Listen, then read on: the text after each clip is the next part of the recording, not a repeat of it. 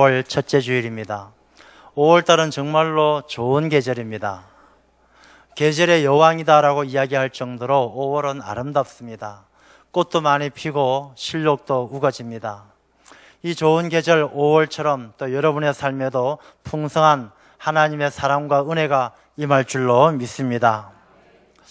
오늘 유아 세례를 받은 아이들을 보면서 참 너무나 신비롭고 또 너무나 감사하고 하나님의 은혜가 정말로 크다라는 것을 깨닫습니다.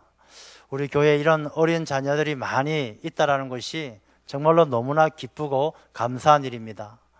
오늘 어린이 주일을 맞이해서 또 교회 마당에 많은 아이들이 뛰어노는 것을 보면서 참 감사했습니다. 우리 모두가 어른들은 또 이 어린 아이들을 더욱더 잘 보살피고 또 그들이 하나님의 자녀로 장성하기까지 잘 도와줄 책임이 있습니다. 우리가 어린이 주일을 통해서 더욱더 어린이들을 깊이 사랑하고 또 그들을 예수님 앞으로 잘 인도할 수 있는 그런 우리들이 되어야 할 줄로 믿습니다. 이 아이들은 사실 어른들이 하기 나름이죠. 우리가 요즘에 아이들 참 문제가 많다, 청소년들 문제가 많다 이렇게 이야기하는 분들이 가끔 계신데 사실은 그 책임은 어른들에게 있는 것입니다. 제가 어린이 주일을 맞이해서 말씀을 준비하다가 이런 글이 있어서 한번 제가 여러분에게 들려드리고자 합니다. 이런 내용입니다. 한 아이가 험담을 들으면서 자라게 되면 그 아이는 남을 저주하는 사람이 될 것입니다. 그 아이가 늘 다투는 가운데에서 자라게 되면 그 아이는 남들과 싸우는 사람이 될 것입니다. 그 아이가 조롱당하고 무시당하면서 자라게 되면 그 아이는 열등감으로 분노하게 될 것입니다. 그러나 그 아이가 칭찬을 받으면서 자라게 되면 그 아이는 자신감으로 세상을 사랑하게 될 것입니다. 그 아이가 인정을 받고 격려를 받으면서 자라게 되면 그 아이는 감사함으로 살아가게 될 것입니다. 그 아이가 관용과 배려 속에서 자란다면 그 아이는 세상의 자랑거리가 될 것입니다. 그 아이가 세상을 저주하고 싸우는 사람이 되느냐 아니면 세상의 자랑거리가 되느냐, 그것은 그 아이를 향한 부모님 또 어른, 이 어른들이 어떻게 하느냐에 따라 달려있다는 것을 깨닫게 해줍니다. 우리가 자녀들 또 어린 아이들 또 요즘의 젊은 사람들 이렇다 저렇다 이야기할 것이 아니라 우리가 보다 더 칭찬해주고 보다 더 많이 사랑해주고 또 보다 더 하나님께 가까이 나올 수 있도록 그들의 길을 잘 인도하는 그런 우리 그리스도인들의 모습이 되어야 할 줄로 믿습니다. 이 아이들을 사랑하는 것은 그리스도인들의 책임이고 의무입니다. 왜냐하면 오늘 본문의 말씀에도 나와 있는 것처럼 예수님께서 아이들을 얼마나 사랑하십니까? 예수님께서는 아이들이 내게 오는 것을 용납하라, 막지 말라. 이 아이들 너무나 소중하고 귀한 아이들, 이 아이들 천국에는 이런 아이들 것이다.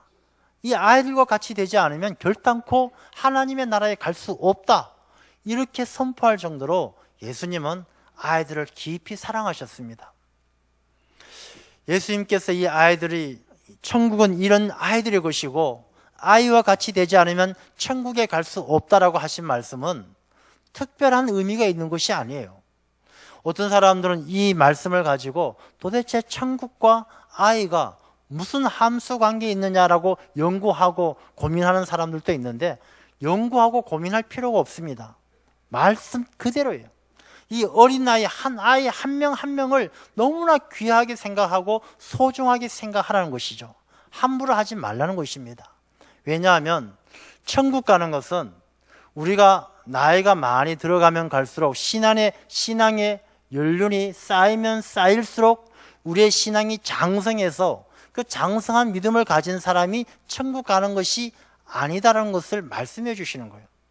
이 장성한 신앙, 성숙하고 하나님이 기뻐하시는 믿음이라는 게 신앙생활을 오래 하면서 성경 지식을 많이 알고 방언을 하고 특별하게 뭘 할 줄 알고 그것이 장성한 신앙이 아니에요.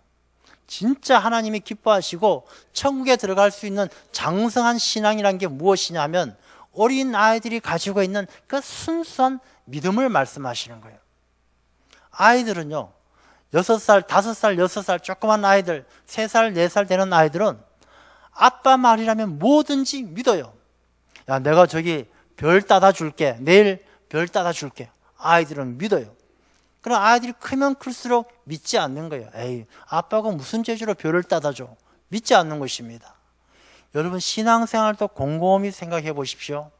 우리가 처음 예수님을 만났을 때 내 믿음이 어렸을 때는 정말로 말씀 한 구절 한 구절이 너무너무 은혜롭고 믿어지지 않는 말씀이 없어요.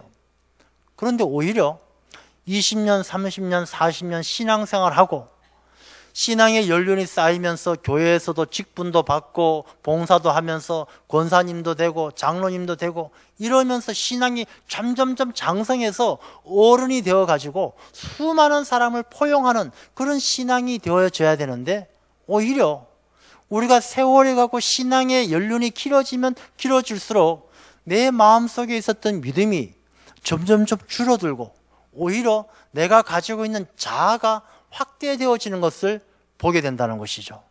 사람들이 나이가 많아질수록 자기 지식과 자기 경험을 의지하고 자기 생각을 의지하고 오히려 어렸을 때 가졌던 그 순수한 믿음이 점점 줄어드는 것을 보게 됩니다. 예수님께서 천국은 어린 아이들의 것이다 라고 말씀하는 것은 나이가 적은 아이를 이야기하는 것이 아니라 그 어린 아이가 가지고 있는 순수한 믿음, 주님의 말씀이라면 무엇이든지 믿는 그 믿음을 귀하게 보시고 있다는 것을 말씀하고 있습니다. 여러분, 오병이어의 기적 잘 아시잖아요. 이 오병이어가 뭐 대단합니까? 물고기 2마리에 보리떡 5개, 정말로 볼품없는 도시락이지만 이 어린 아이가 예수님의 말씀을 듣는 가운데 예수님께서 먹을 것을 찾으실 때 자기의 것을 아낌없이 내어드리는 그 순수한 믿음, 아마 어른들 같으면 이렇게 생각했겠죠. 야, 이 도시락 누구 입에 갖다 붙이겠냐? 이거 예수님 드려봐야 예수님께서 이 수만 명 되는 사람 어떻게 먹일 수 있겠느냐? 그냥 괜히 마음 불편하게 하지 말고 나 혼자 몰래 눈에 안 띄는 데 가서 먹고 말지. 아마 어쩌면 어른들이라면 그렇게 생각했을지도 모르겠습니다.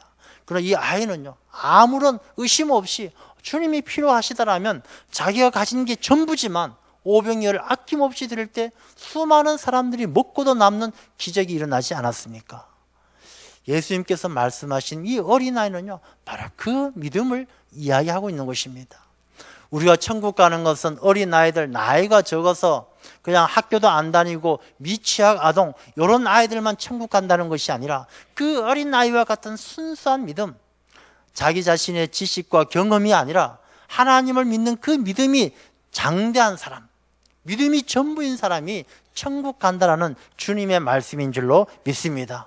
그래서 우리가 신앙의 연륜이 자라나고 30년, 40년 되고 직분을 받고 봉사를 많이 하면 많이 할수록 우리가 가져야 될 마음이 이 어린아이의 믿음이에요. 이 어린아이의 믿음, 이 어린아이는 나이는 어리지만 믿음이 얼마나 큽니까? 하나님밖에 모르는 거예요. 그런데 사람들은 거꾸로 돼가죠. 사람들은 거꾸로 되어서 연륜이 오래되어질수록 그 마음이 어린아이와 같아져요. 자기밖에 몰라지는 거예요.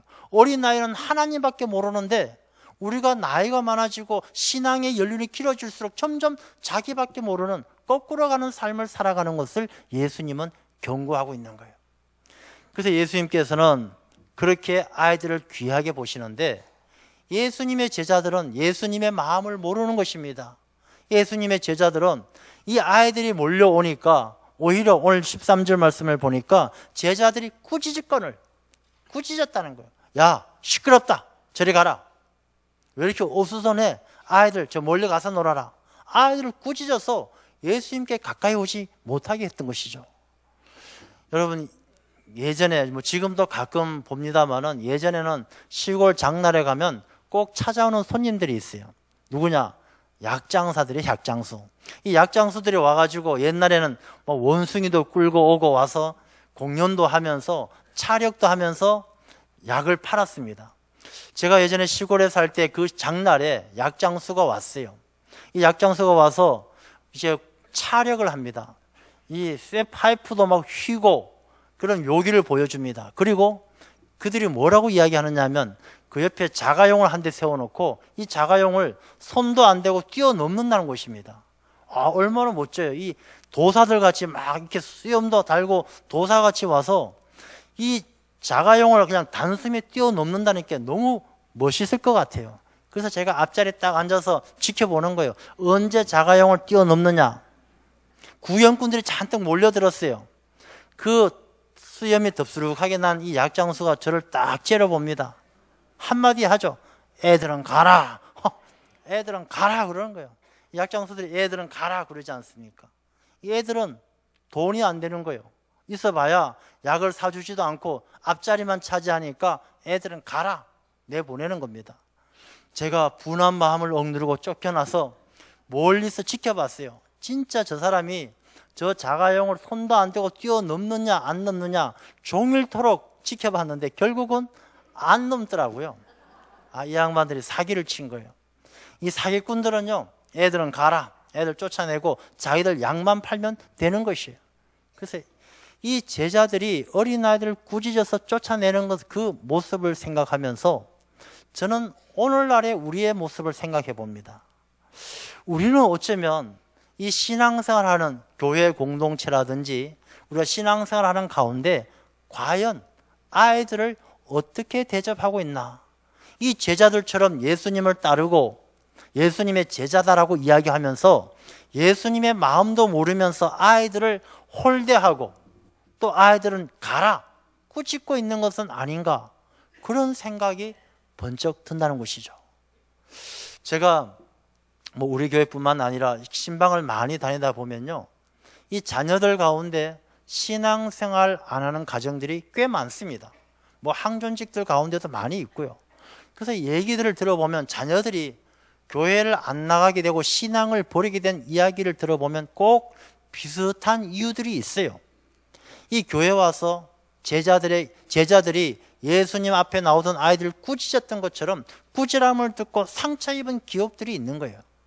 교회에서 친구들하고 싸웠는데 선생님이 자초지종 다 들어보지도 않고 대뜸 자기 머리에 꿀밤을 팍 때리면서 이놈의 자식 야단을 쳐서 그것이 상처가 되어서 안 나오는 사람도 있고, 또 어떤 사람은 자기 엄마 아버지 중에서 엄마만 교회에 나오고 아버지는 안 나오고 그 엄마는 집사인데 자기하고 싸운 상대방은 교회에서 잘 나가는 장로님 아들이라서 이 선생님이 자기 편 안 들어주고 장로님 아들 편 들어줬다고 상처 입고 안 나가는 사람도 있고, 이런 이런저런 이유들로 그 꾸짖음을 듣고 교회의 발걸음을 끄는 아이들이 많이 있다는 이야기를 듣게 됩니다. 그래서 우리가 과연 오늘 우리 한국 교회는, 또 우리 교회는 아이들을 어떻게 대하고 있나? 얼마 전에 그런 통계가 나왔습니다. 우리 한국교회 우리 교단이 교회 학교가 없는 교회가 50%가 넘었었어요. 그러니까 교회는 있지만 이 교회 안에 전부 어르신들, 노인들, 나이 연세 드신 분들이 줄을 이루고 젊은 사람이 점점 없어지고 그 밑에 교회 학교는 아예 없는 그런 교회가 절반이 넘어간다는 것이죠. 그 중에 청년부가 없는 교회는 70%가 넘습니다. 유아유치부가 없는 교회는 80%가 넘어갑니다. 점점점 아이들이 없어지고 있음을 말하고 있습니다. 그 이유가 무엇이겠습니까? 물론 출산율이 떨어졌습니다. 우리나라 출산율이 세계에서 제일 낮아요. 출산율도 떨어지고 아이들이 숫자적으로 많이 줄었습니다. 그게 과연 이유의 전부이겠습니까? 줄어들면 줄어든 대로, 출산율이 떨어지면 떨어진 대로 그 아이들이 교회 안에서 자라날 수 있도록 해야 될 책임이 우리 그리스도인들에게 있는 것 아니겠습니까? 10명 중에 10명의 아이들이 지금은 5명밖에 없다라면 5명의 그 아이들이라도 교회 안에서 자랄 수 있도록 그렇게 해야 될 책임이 우리에게 있는데, 우리가 이 예수님의 마음을 모르는 제자들처럼 아이들을 꾸짖고 홀대하고 있는 것은 아닌가, 어린이 주일을 통해서 다시 한번 더욱더 깊이 돌아보게 되는 것입니다. 이 아이들을 홀대하는 것은요, 잘못된 거예요. 아이들을 꾸짖는 것 잘못된 겁니다. 왜냐하면 14절 말씀을 보시면 예수님께서 보시고 노하시어, 예수님께서 노하셨다는 것은 예수님이 기뻐하지 않는 거예요. 예수님이 기뻐하지 않는 것은 우리가 잘못하고 있다는 것이죠. 예수님께서는 제자들이 아이들을 꾸짖는 것을 보시고 노하시는 만큼 기뻐하지 않고 좋아하지 않는 거예요. 예수님께서는 무엇을 원하시느냐? 아이들이 내게 오는 것을 용납하고 금하지 말라. 예수님은 아이들을 가까이 오기를 원하십니다. 이 아이들을 꾸짖는 이유가 무엇입니까? 이 제자들은 자기 생각, 자기 뜻대로 결정하기 때문에 그렇습니다. 아이들을 요즘에는 많이 낳지 않습니다. 한 가정에 한 명, 많아야 2명, 더 이상 아이를 낳는 가정을 찾아보기 힘들어요. 우리 오늘 사회 보시는 고관원 목사님은 자녀가 3인데 특별한 경우예요. 아주 특별한 경우예요. 보통 많아야 2명, 1명 이렇게 나와서 아이들을 잘 떠받들고 살아요. 왕자님, 공주님 떠받들고 살아요. 예전에는 아이들을 막 낳았어요. 그래서 어떤 가정도 이렇게 보게 되면 형제가 8형제다, 10형제다 그런 가정들도 심심찮게 있어요. 이렇게 막 낳았던 아이들이 있는 대로 낳았던 그 시대는 지금보다 훨씬 더 먹고 살기 힘들었어요. 그렇지만 그 당시는 아이들은 다 자기 밥그릇은 들고 나온다라는 그런 낙관론적인 생각으로 아이들에게 특별히 뭐 떠받들고 살지 않아도 교육도 제대로 못 시키고 변변한 옷 한 벌 못 해 입혀도 아이들이 알아서 잘 자랐어요. 그리고 그 아이들은 또 커서 번듯하게 살아가고 부모에게 효도하고 동생들 잘 건사하고 그렇게 살았어요. 근데 요즘은 공주님, 왕자님 떠받들어도 이 부모 알기를 우습게 알고 자기 할 도리도 못하는 아이들이 얼마나 많습니까? 안타까운 일이죠. 어쨌든 이게 예전에 아이들을 많이 낳았던 때나 또 지금 1-2명 낳는 이때나 공통적인 것이 무엇이냐면 부모들의 생각이에요. 이 부모들의 생각이 내 자식은 내 마음대로 한다라는 생각이 깔려 있습니다. 그래서 자기 자식에 대해서는 어렸을 때에는 그 자기 자식의 모든 인생을 부모가 결정하려고 해요. 그래서 너 가서 공부해야 돼. 가서 의사가 돼야 돼. 변호사가 돼야 돼. 이 어른들이, 부모들이 어린 아이들의 인생을 자기가 결정하려고 하고 아이들의 뜻을 존중하지 않고 자기 생각대로 아이의 인생을 이끌고 가려는 그런 모습을 보여줍니다. 그것은 아이들을 꾸짖는 제자들과 마찬가지입니다. 하나님의 깊은 뜻을 모르는 것입니다. 하나님은요, 우리의 자녀들, 우리의 어린 아이들 한 명 한 명을 하나님께서 다 계획을 세우시고 그 아이들을 우리에게 주신 거예요. 그래서 그 아이들을 향한 하나님의 계획이 있고 하나님께서 그 계획을 통해서 영광 받으시기 위해 아이들에게 재능을 주시고 은사를 주시고 달란트를 주셨는데 우리가 그 달란트 필요 없어. 그 재능 필요 없어. 내가 원하는 인생은 이런 인생이야. 이렇게 살아. 라고 말씀하는 것은 하나님의 뜻을 거역하는 죄를 짓는 것과 마찬가지입니다. 그래서 성경 말씀은 우리에게 말씀하시기를 이 자녀들은 나의 자녀, 나의 소유가 아니라 하나님의 자녀고 하나님의 소유이고 우리 부모는 그 자녀들이 하나님의 자녀로서 장성하기까지 도울 책임이 부모에게 있고 어른에게 있다는 것을 말씀하고 있습니다. 그래서 우리가 이 제자들이 꾸짖는 것을 보고 예수님께서 노하신 것처럼 우리가 자녀들을 내 생각, 내 뜻을 가지고 이래라 저래라 가라 와라 할 것이 아니라 자녀들을 키움에 있어서 우리가 주님의 뜻이 어디에 있는지 기도하고 또 하나님 앞에 우리가 자녀를 잘 양육할 수 있도록 이 자녀를 온전하게 키워갈 수 있도록 능력 주십사라는 기도하면서 키워야 되는 그런 자세가 필요하다는 것입니다.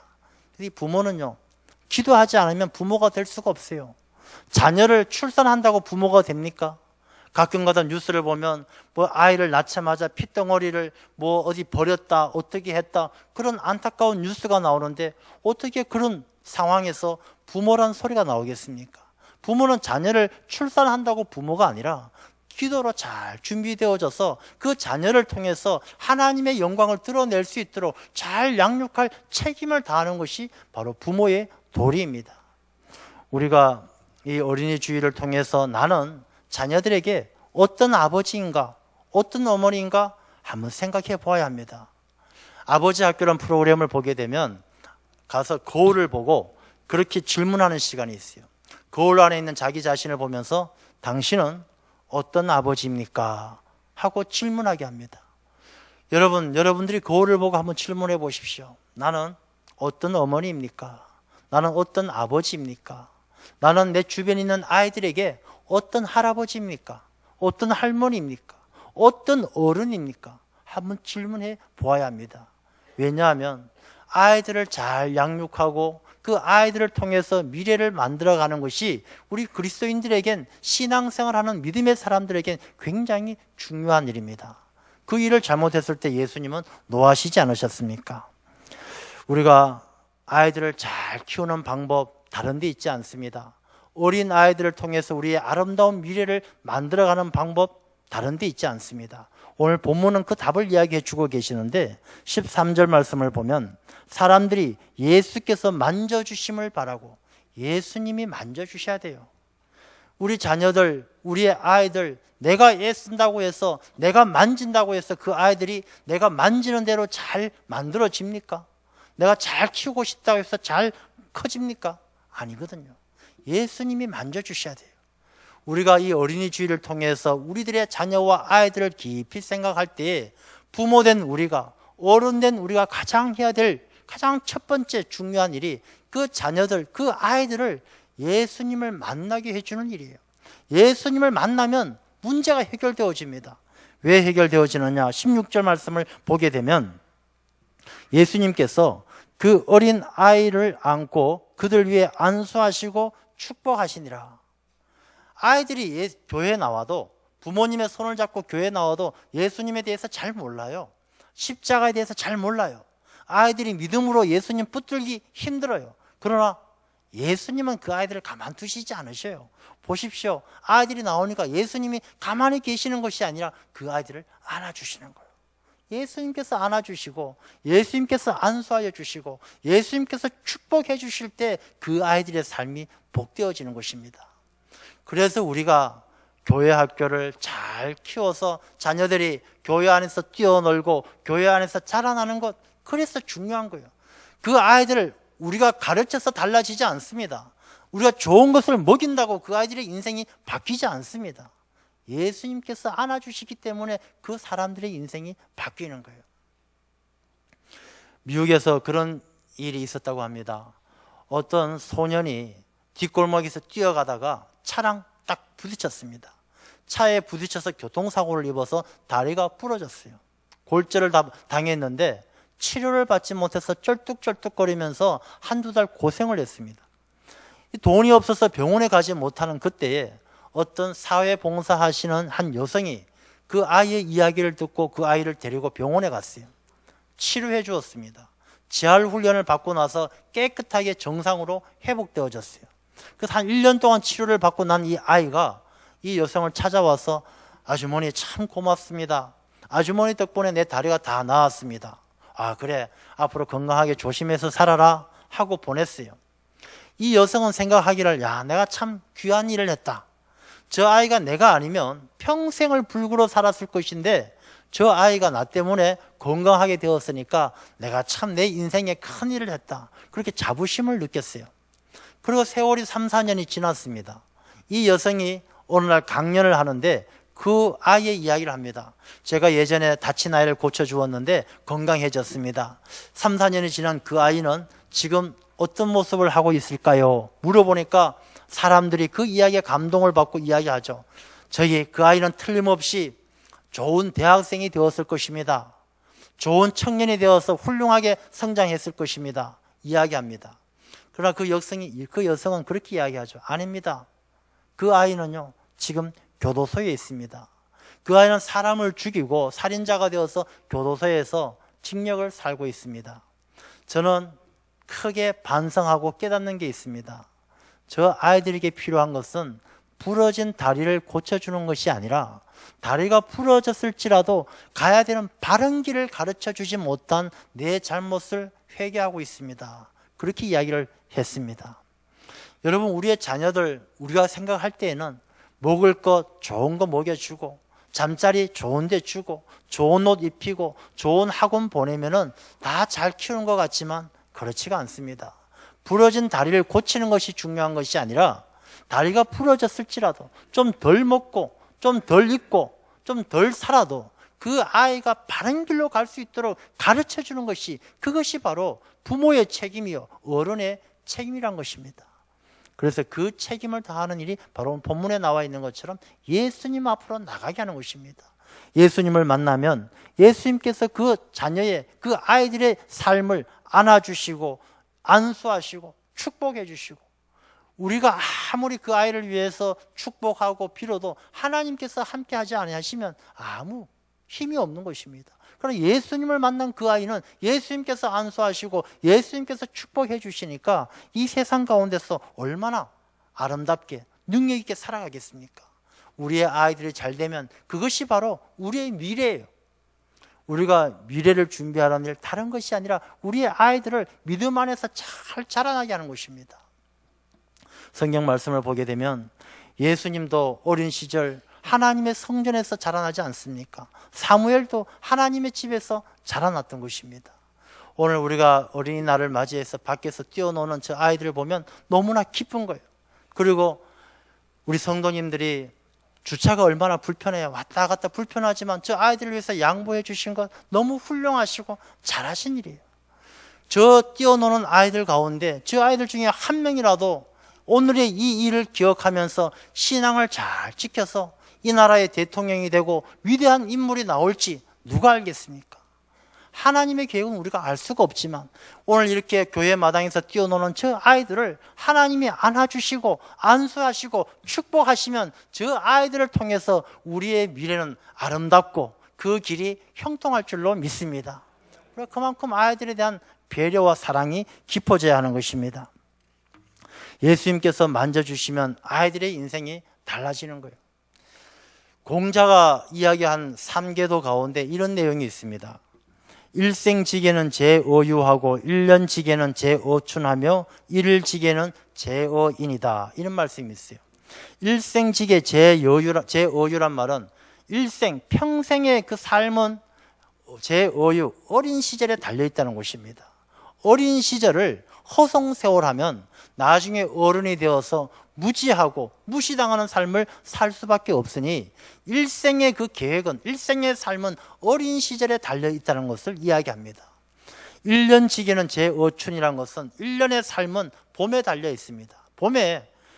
봄에 땅을 일구고 씨앗을 뿌리지 않으면 가을엔 거둘 것이 없어요. 일일지계는 제어인이라는 것은 하루의 삶은 새벽에 달려있다는 것이죠. 새벽에 일찍 일어나서 준비하지 않는 사람은 그날 하루 공친다는 것입니다. 그래서 이 사람의 일생은 어릴 때 달려있는 거예요. 그래서 이 어릴 때가 그만큼 귀한 것입니다. 어린 아이 때에 누구를 만나서 어디서 살며 어떻게 자라는가 하는 것이 아주 중요합니다. 그래서 우리가 그리스도인 된 우리가 아이들에겐 정말로 하나님의 뜻에 따라서 그 아이들을 잘 양육하는 좋은 부모, 좋은 어른으로서 그들에게 만남이 되어야 되는 것이고, 그 자녀들이 예수님 앞에서 하나님의 집에서 자라날 수 있도록 그 길을 잘 인도해 주어야 그 자녀들의 삶이 복되고 그 자녀들을 통해서 하나님의 나라가 더 든든하게 세워질 줄로 믿습니다. 자녀들을 잘 인도한다는 것은요, 말로 하는 게 아니에요. 삶으로 보여줘야 됩니다. 바다에 사는 개가 있지 않습니까? 이 개가 앞으로 갑니까? 옆으로 갑니까? 옆으로 가죠.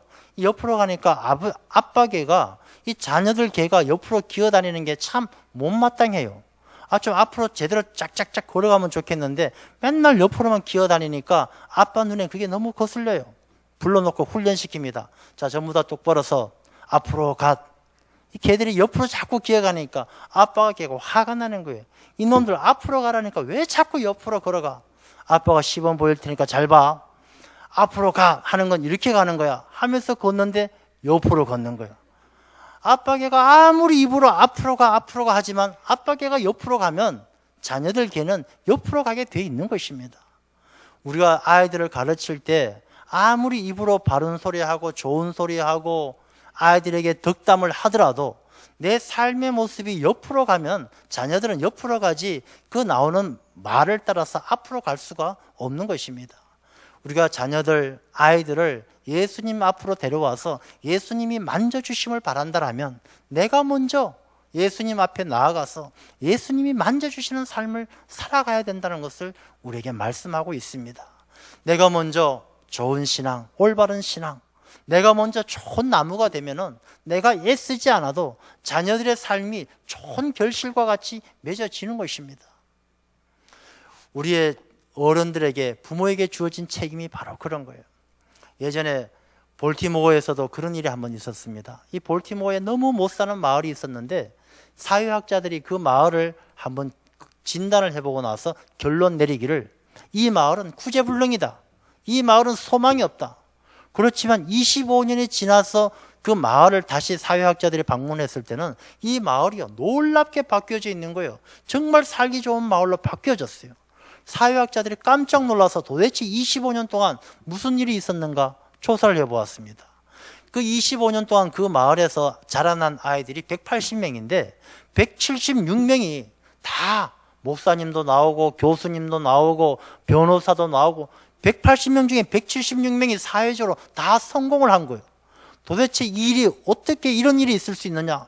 아이들에게 도저히 소망이 없었는데 조사를 해보니까 25년 전에 그 마을에 한 여자가 이사를 왔어요.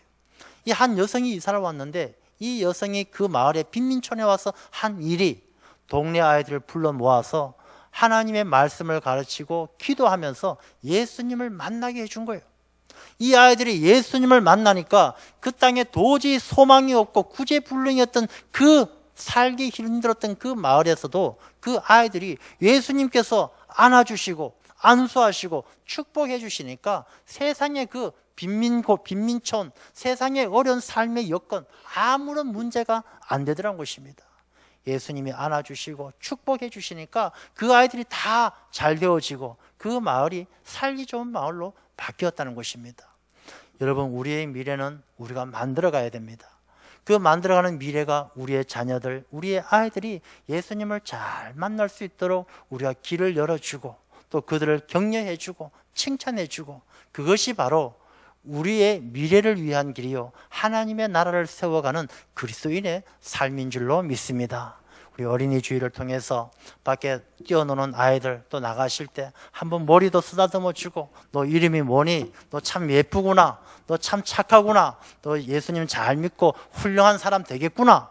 이렇게 칭찬해 주면 얼마나 좋겠습니까? 우리 아이들에게 힘을 주고 능력을, 아이들에게 격려해 주는 그런 귀한 시간들 되기를 바랍니다. 기도하겠습니다.